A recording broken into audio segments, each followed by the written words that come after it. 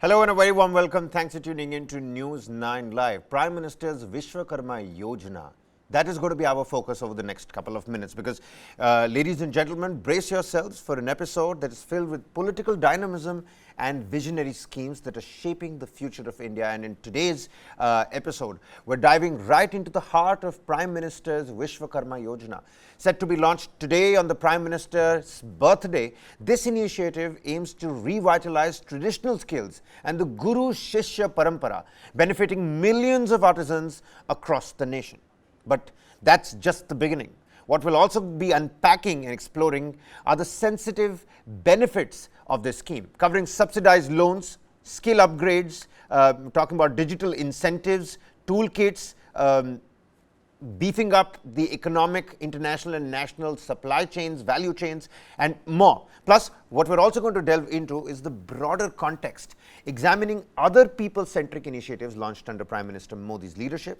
And with the Lok Sabha's general elections right around the horizon, the political landscape is brimming with anticipation. So stay tuned, get down in the comment sections as we unpack, unravel the intricacies of these developments and their potential impact right here on News 9 Live. Joining me on the broadcast is, of course, Gautam Mukherjee, senior journalist, and Bhanuchandar Nagarajan, public policy expert. A very warm welcome to you, gentlemen. I'll quickly go across to Gautam Mukherjee first. Gautam, just to get the ball rolling, the timing of the launch and essentially, help the viewers understand, give them insights of how other schemes that have been launched under Prime Minister Narendra Modi's leadership, how does that weigh in when compared with PM's Vishwakarma Yojana and the timing of it as well, Gautam? Well, it aims at artisans, craftsmen and such like. It's been done before. It's been done before by previous governments, and much of the result was apparent at places like Delhi Hat and the Khadi Gramotyak Bhavan. And it did provide both an outlet as well as skilling of the better quality artisans. Now you also have things like the melas that are held, the Suraj Kund Mela. For years together, you had a lot of artisans at such places and some very nice things. Now the idea is to upscale this so that it goes into a value chain, and whether 13,000 crores is anywhere near enough to do that remains to be seen. You've also got outfits like Vishwa Bangla, which again give outlets for some very fine artisan work at affordable prices at the end of the day. So that is something West Bengal has done very well. Right. So all in all, it's well worth doing. Now, in terms of elections, if this is meant to enthuse the bottom of the pyramid, then it might to some extent, but I don't think it's a big enough program to actually do that. It is a beginning and a reiteration of what has gone before, because these kind of situations, this kind of workmanship needs an injection of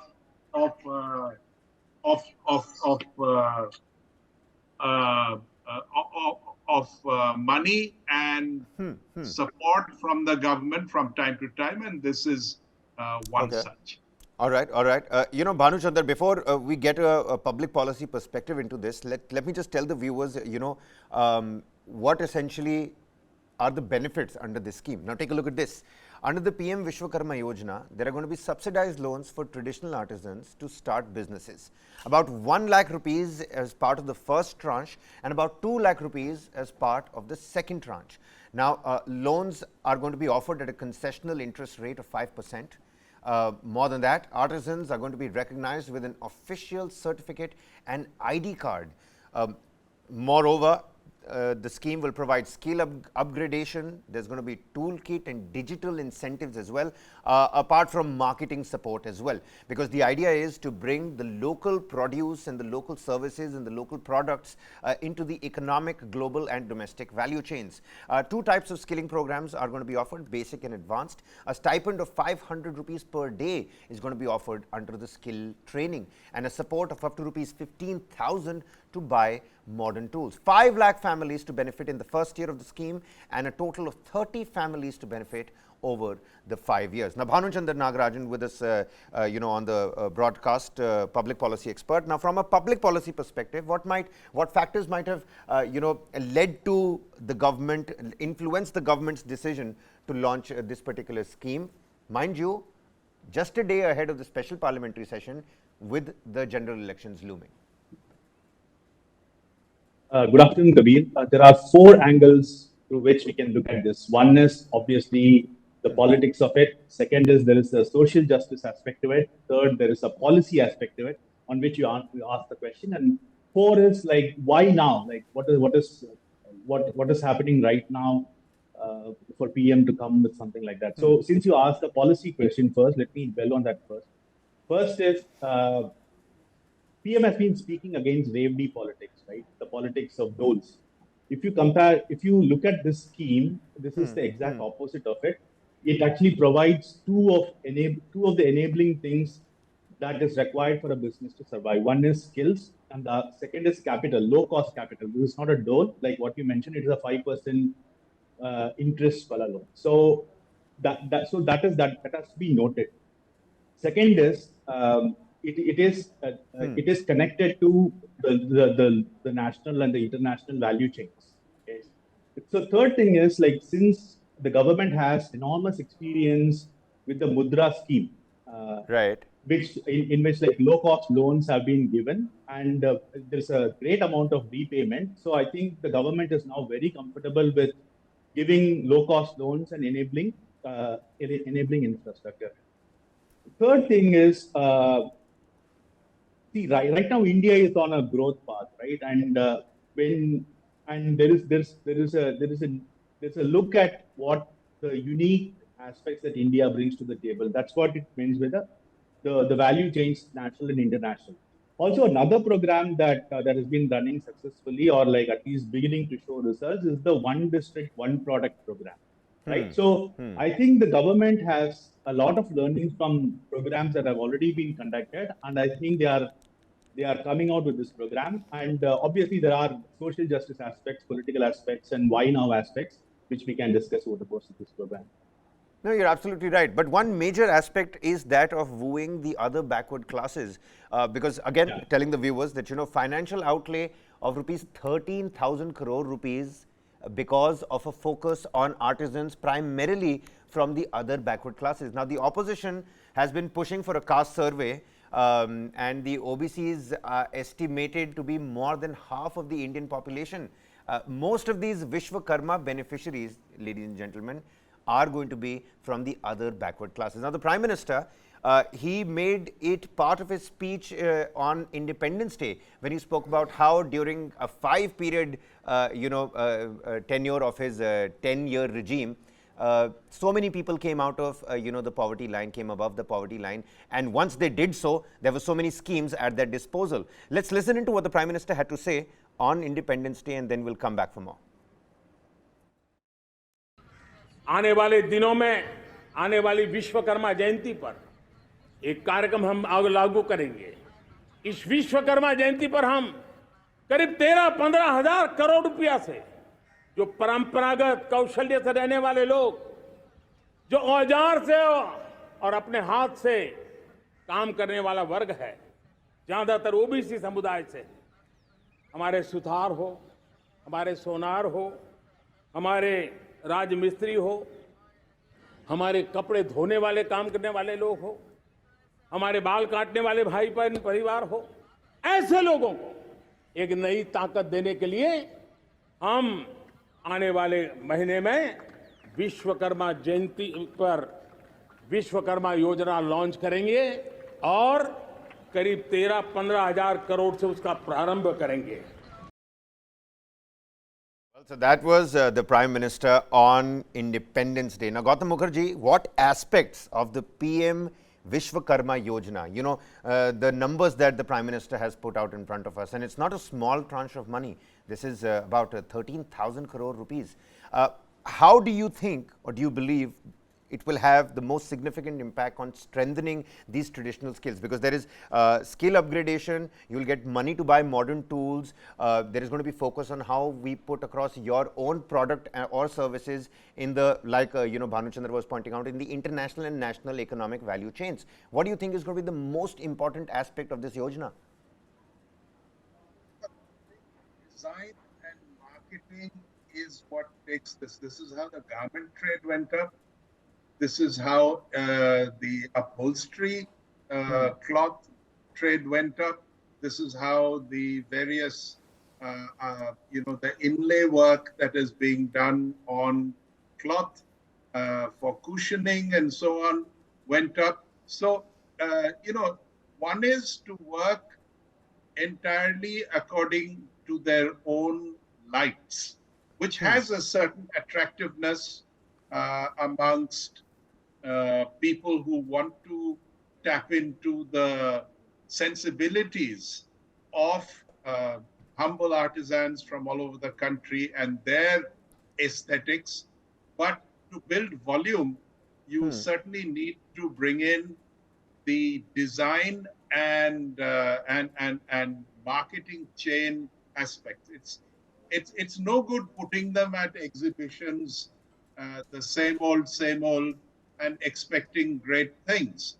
It has to be integrated. If you look at how Khadi Gramodyak Bhavan has been upgraded, there is a considerable amount of market sensitivity, design, there is flair that it did not have before.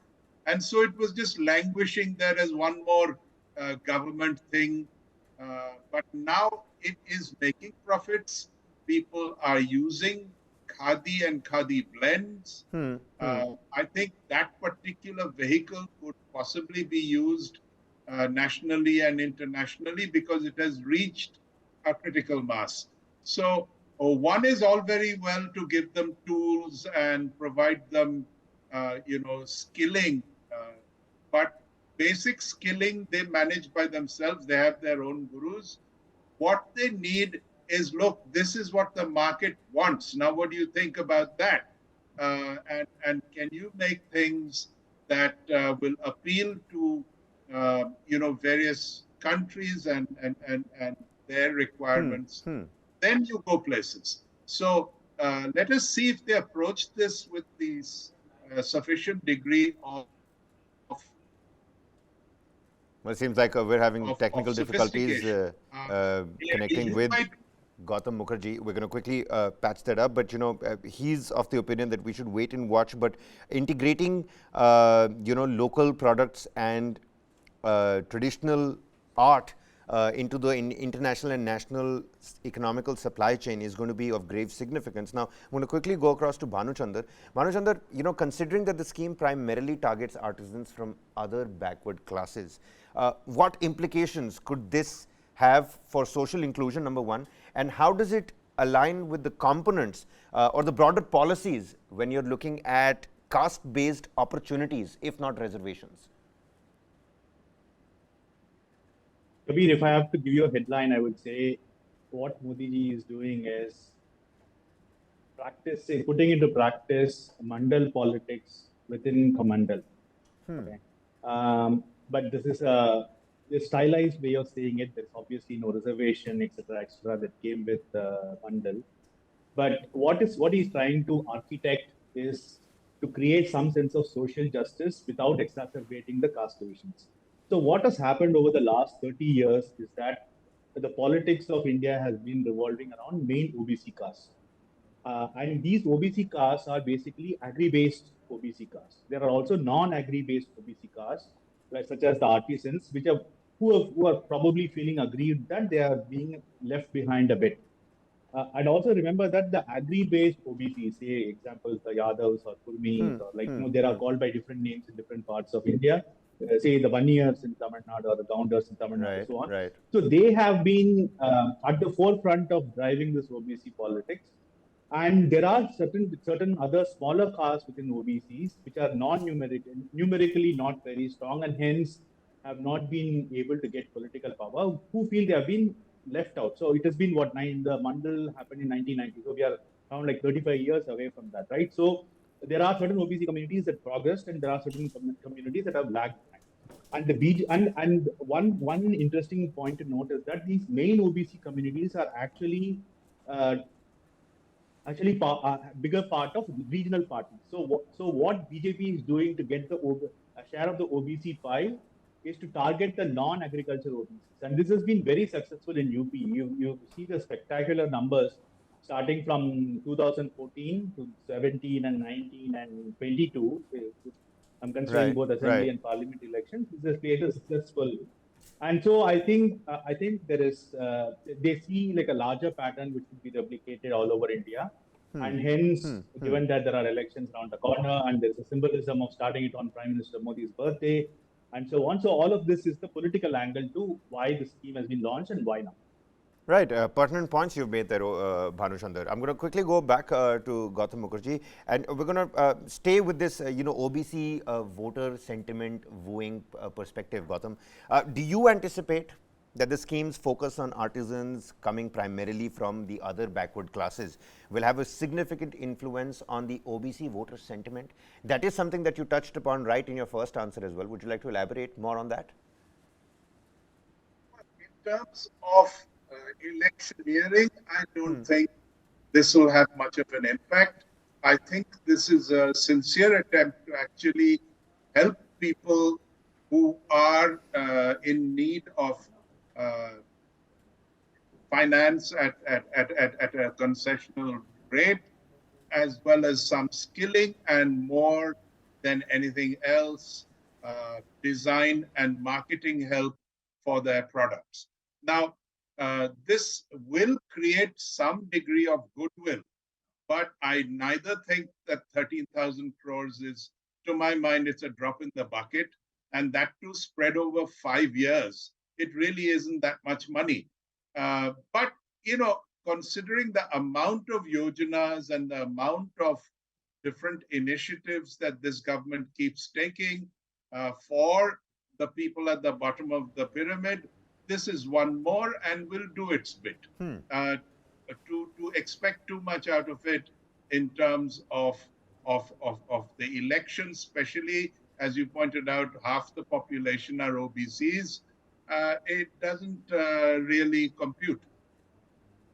All right, all right. And, Bhanu Chandar, how might the schemes focus on specific trades? Because, there's a list of 18 trades that are going to be impacted. The barbers, there is a sonar, luhar, carpenter, you've got the blacksmith, you've got the cobbler as part of the list. So 18 trades essentially that are being affected. How might the schemes focus on specific trades impact the preservation of cultural heritage? Because that's part of, PM's Vishwakarma Yojana. Guru Shishya Parampara, traditional art that is being nurtured back at home. उस पर कितना focus रह पाएगा? Kabir, that's a great question, actually. If you actually take a bigger picture look at it, what we see around the world is as societies become richer, there's a focus on beauty. Okay, we move from functionality to beauty as nations become prosperous. You go to bigger countries and you will see these beautiful works of art, even small houses. If you go to Japan, they'll have very beautiful gardens and flowers and so on. So what happens is there is an emphasis even among common people on aesthetics that has to be noted, right? And for example, I'll ask you, like, in fact, I'll throw a challenge to you to name like 2-3 beautiful buildings in India right now, and we are going through a construction boom, right? You see office building after office building and like houses after house, which are cookie cutter types, right? So there's a sense of beauty that that has been lost, and hopefully, it is there in all aspects as well. So hopefully, like we will revive that. So that is one of the bigger picture things. And second thing is, if you look at the scheme, it is for people above 18 years of age, because like less than 18 years, you are considered a child, right? So we have very strict child labor laws enacted very differently in different parts of India. But one of the unfortunate aspects of enforcement of child labor is that we have lost the skill of apprenticeship. Okay, so usually what happens is there is a traditional passing of skills from one generation to the next generation that is now not happening, right? We are all going to schools and we're getting educated, and that skill is getting lost. So when you mentioned the Guru Shishya Parampara, one of the things that is lost is this passing of skills from one generation to another. If you look at it, athletes start early. Okay, there are certain skills like dancers start early. Right. In fact, like Peter Thiel, the famous venture capitalist, he's asking kids to like drop out of school and start businesses. Okay, so there is a people are recognizing that there are if you start early, there are certain skills that the youth bring along with their energy. So I think that is something that I think people are trying to revive, but we have our law, so they cannot be people less than 18 years of age cannot be allowed to participate in a scheme. So there are certain practical restrictions. Within that, we are trying to see how best to revive these. No, you're absolutely right. Gautam, would you like to come in on this? Promoting India's cultural heritage. I mean, I'm not too sure if we have that lack of buildings to support our architectural acumen and capacity. But is this going to indirectly benefit India's cultural heritage, at least preserving it, if not promoting it? I think most of the states have artisan programs. You go to Rajasthan, you see it there. You go to Kashmir, you go down south to Tamil Nadu. There's excellent work being done. So many states, I mentioned West Bengal, Odisha. So this is not new.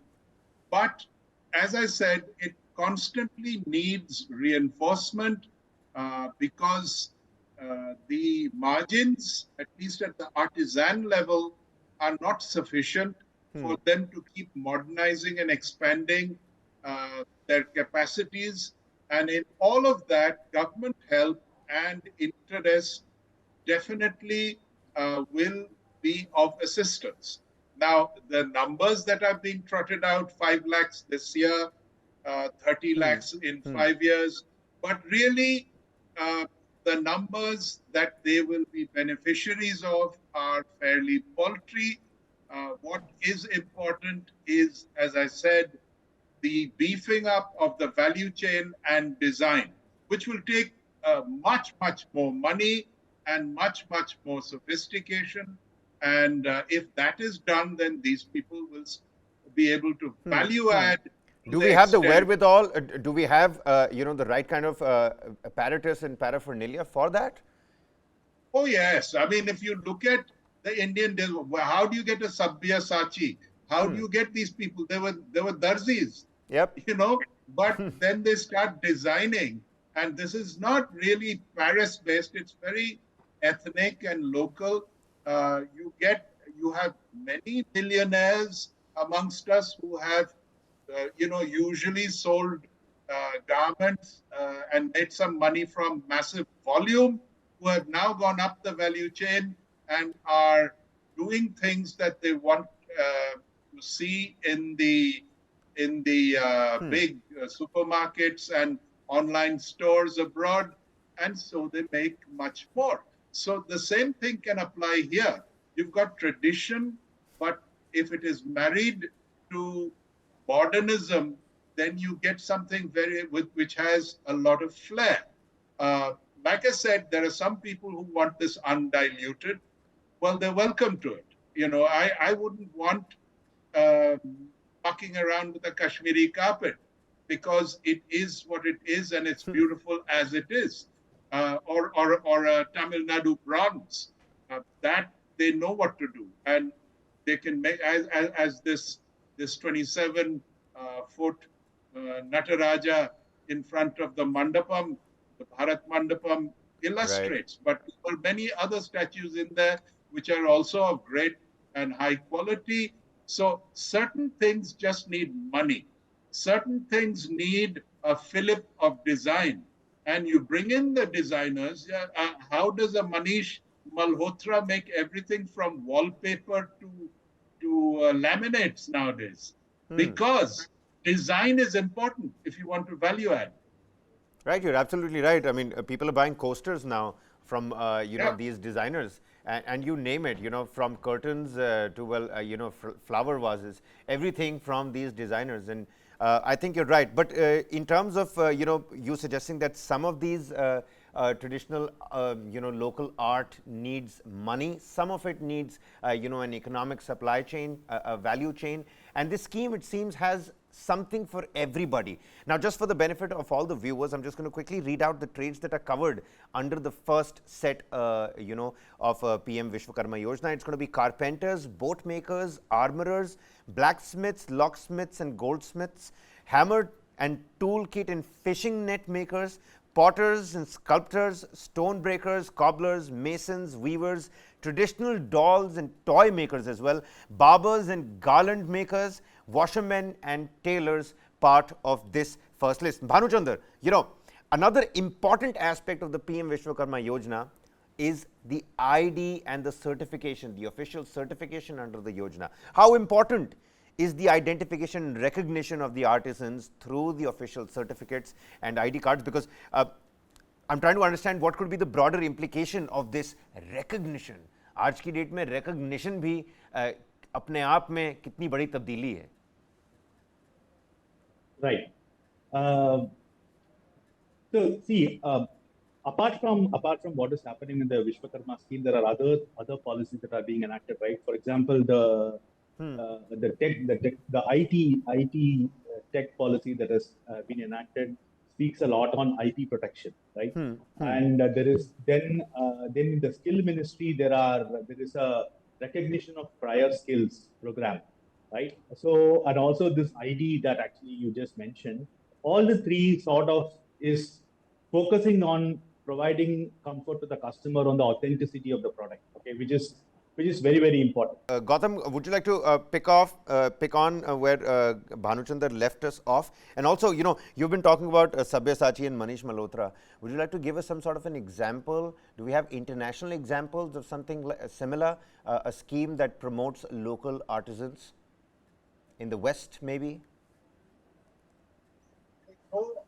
Traditional Agra inlay on stone. This has definitely been acted upon by designers, both in terms of architecture. You will see many places with stonework motifs on the floor, as well as in terms of highlights on a variety of stone products which have been sold in galleries and malls abroad. So what happens is and leatherwork. Again, you have people coming in and saying, look, make it like this. This is what I'm looking for. And people are enthused and can easily do it because they have the skills, but they don't have the exposure. So this is important. And then there are a lot of, this implies that it's mostly people from abroad coming in and trying to get things done here according to their needs. While that is one section of the market, you've got others, and now you've got a fine set of, if you like, graphic designers and people of that order who can make a big difference to the flair of something which is both traditional as well as non-traditional, which is both national and international. I'm not suggesting that we dilute what we are good at. That can continue. I wouldn't like to actually mess around with the Madhubani painting, for example. But at the same time, maybe a little highlight inspired by Madhubani on something completely unrelated, like let us say, a frame for a picture or a frame for a mirror, can be very dramatic and very, very attractive. So this is what the French specialize in, and a lot of people could be opened up as new markets if all this were to happen. Now, for the government to approach it like that, I don't know what they want to do with that long list you read out. Again, I can only guess that this 13,000 crores is only a beginning.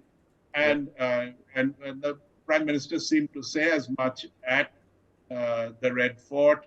And if that is how it's done, then you can take this from strength to strength and become very, very powerful. Luggage, if Louis Vuitton is selling those things at that kind of price, Indian motifs on some of their luggage, on some of the bags, there is no end to this. So some of it is worked in the tradition on the product that they've traditionally, for example, Bidri work is done on metal.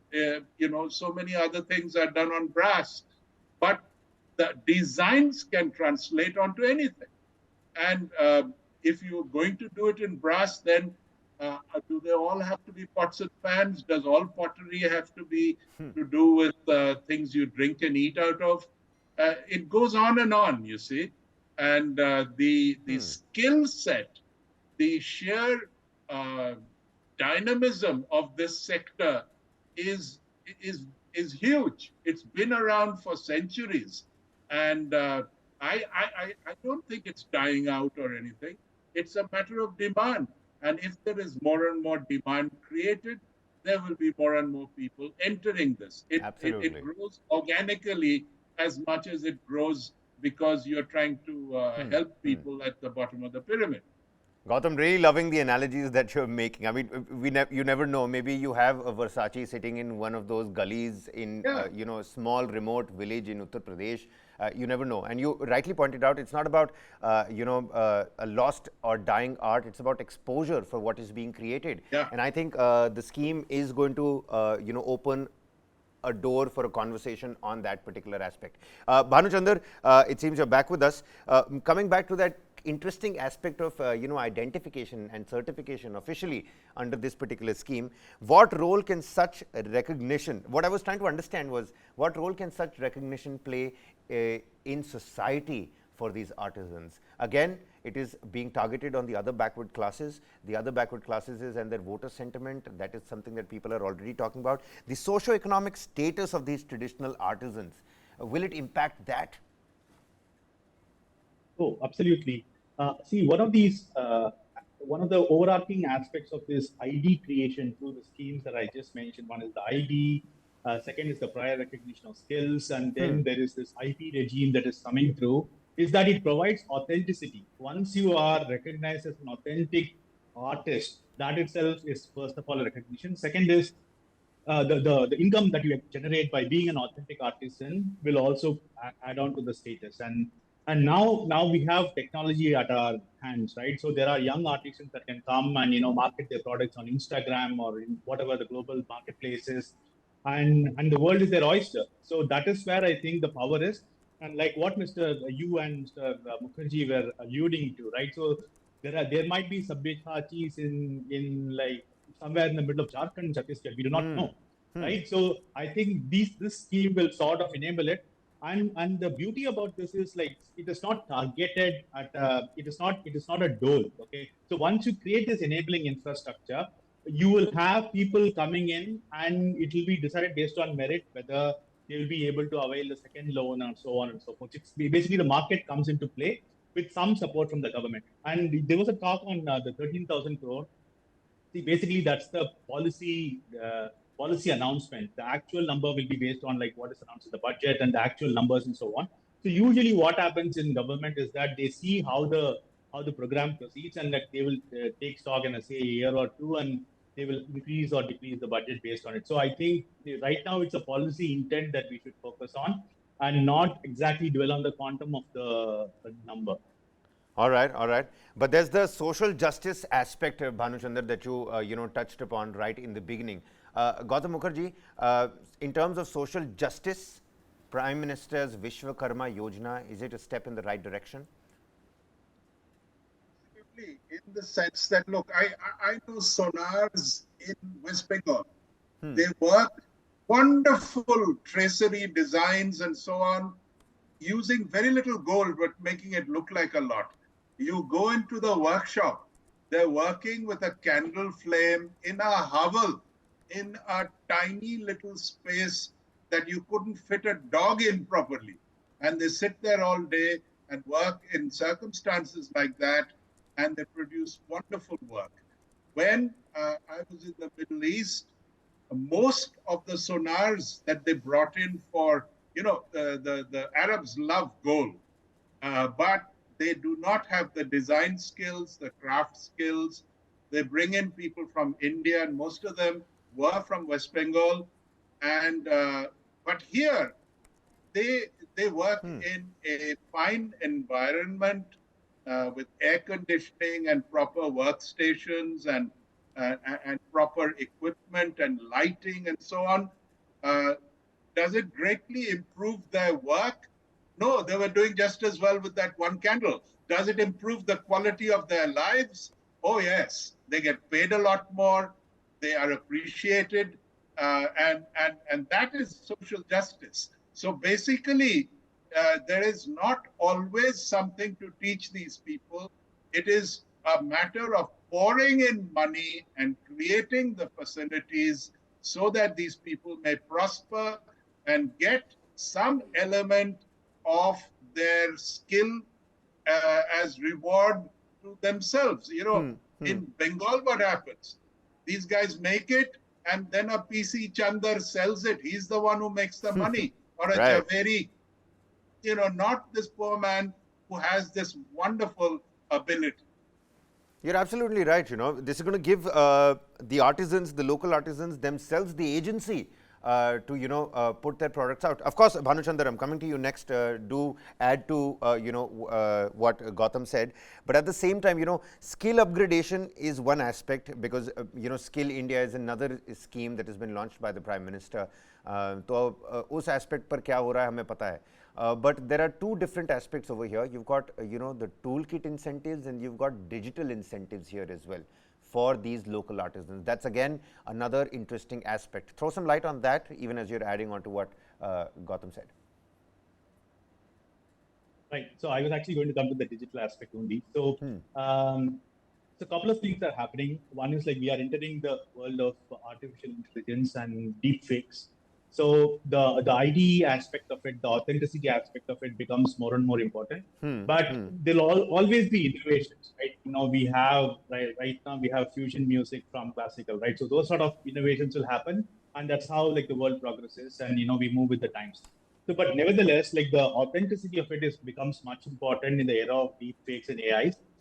Second is this the digital bit, which I alluded to in my previous comment, takes two forms. One is, obviously, you can learn digitally, for which there is, I think, a component. There is initial subsidy for learning, and second is obviously the market aspect of it. You can learn from the best, and you can market it to the world. So that seems to be the tagline that this program is going to.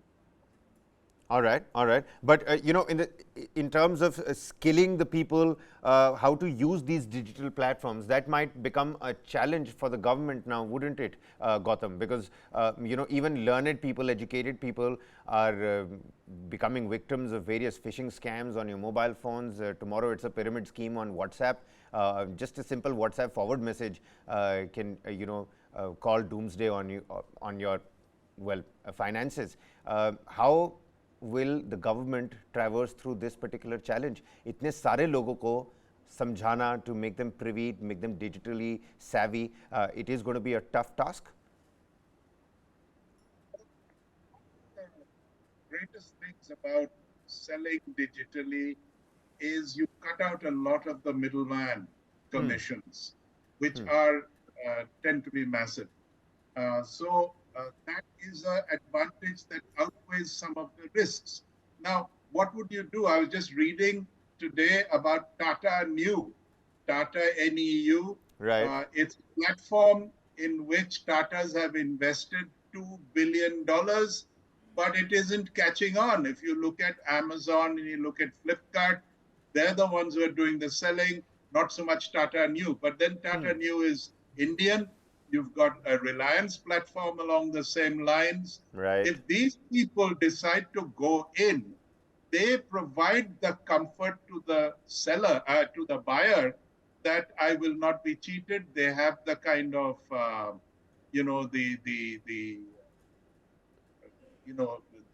ways to avoid hacking and scamming, and the artisan can go straight to the market.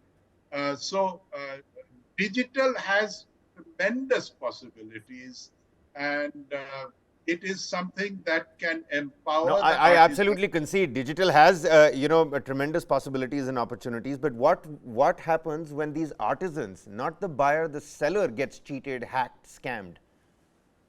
Well, it won't happen if you, I have never been cheated when I work through Flipkart or Amazon, but I will be cheated if I go direct into some website I've never heard of. And I have been cheated like that, where I paid up and that's the last I heard of the bugger. So these things do happen, but not if you go, just as in the old days before all this digital and online purchasing. You went to a good store and you were assured, at least if they're selling you gold, it is gold and it's not something inside which isn't authentic. And if you're buying clothes and so on, in every aspect, this is so.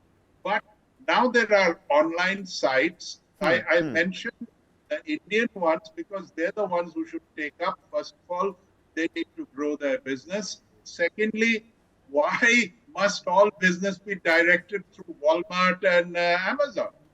You're absolutely right. I mean, why not make a platform for them that is run by them, and so that they are the sellers and. No, they don't have to. I feel that they are good at what they do. Let them do that, but take the selling part of it and create the right app and work it through a reliable firm like Tata or Reliance. And I don't think there is any worry either on the part of the artisan or the buyer. I personally feel, and of course, we're at a paucity of time here, so we'll have to wrap this discussion up, a riveting one nonetheless. I personally feel, gentlemen, that there is going to be a trust deficit in the seller. Last 30 seconds to you, Bhanu Chandra. Last 30 seconds. Go ahead. See, thanks. Yeah, it's a quite riveting discussion. See, Prime Minister has been focusing on this aspect of Vishwakarma community in the way he gives dignitaries with these amazing things. Like, I think like the gift selector of the Prime Minister is probably one of the most interesting people in India right now. One aspect of this is it's these skills are non-commoditized and they're very unique to our culture, and this is the right time for this scheme to be launched. I hope like we have very successful entrepreneurs coming out of this scheme. All right, gentlemen. Many thanks for joining with us, Gautam Mukherjee and Bhanu Chandra Nagarajan. We've cut the screen to you in a quick nod, smile, yes, or the opposite. Tell the viewers if this, in fact, is a welcome step or not. Oh, yes. It is? Well, there you have it, ladies and gentlemen. A welcome step. Prime Minister's Vishwakarma Yojana that is launched on the 17th. On the Prime Minister's birthday. What's going to happen? How many beneficiaries will actually get the benefit? Will it actually do what it set out for? Well, we'll have to wait and find out. That's all the time we have for you. This is Kabir Naqvi signing off. Lots more coming right on the other side. Don't go anywhere.